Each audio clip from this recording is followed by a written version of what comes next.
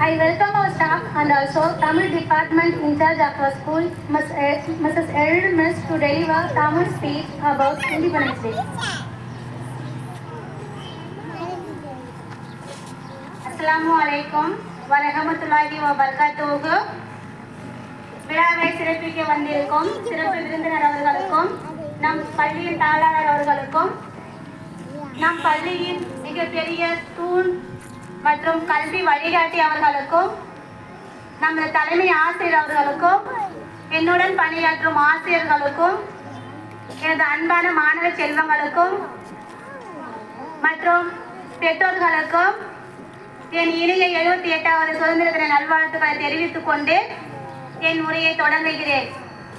உரிமைகள் மறுக்கப்பட்டு உடைமைகள் நொறுக்கப்பட்டு வளங்கள் கொள்ளையடிக்கப்பட்டு வாழ்க்கையில் மிச்சமின்றி ஏதும் இல்லாத போது மகாத்மா காந்தியடிகள், பகவத் சிங், ஜான்சி ராணி லக்ஷ்மிபாய், காமராஜர் இன்னும் பல தலைவர்கள் உயிர் தீர போராடி பெற்று தந்த சுதந்திரம் சும்மா கிடைத்து விட்டதே. இந்த சுதந்திரம் எத்தனை கட்டையடிகள், எத்தனை போராட்டங்கள், எத்தனை உயிர் தியாகங்கள் அத்தனைக்கும் முற்றுப்புள்ளி வைத்து 1947ஆம் ஆண்டு ஆகஸ்ட் திங்கள் 15ஆம் நாள் அன்னையரின் ஆதிக்க பிடியிலிருந்து கட்டவிழ்க்கப்பட்டு விடுதலை பெற்ற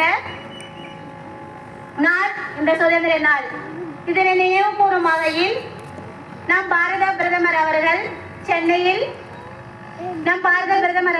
செங்கோட்டையில் மூவர்ண கொடியேற்றி உரையாற்றுவார். நம் மாண்புமிகு முதலமைச்சர் அவர்கள் சென்னையில் உள்ள சார்ஜ் கோட்டையில் கொடியேற்றுவார். மற்றும் அனைத்து பள்ளிகளிலும் கல்லூரிகளிலும் பல போட்டிகள் நடத்தப்பட்டு இனிப்புகள் மற்றும் பல பரிசுகள் வழங்கப்படுகின்றன.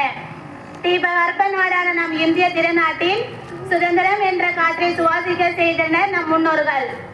இவ்வாறு பாடுபட்டனர். எழுத்து, பேச்சு, கல்வி, பெண்ணுரிமை, எவரும் எம்மதத்தையும் தழுவலாம் என்ற அத்தனை சுதந்திரங்களும் கிடைத்துள்ளன.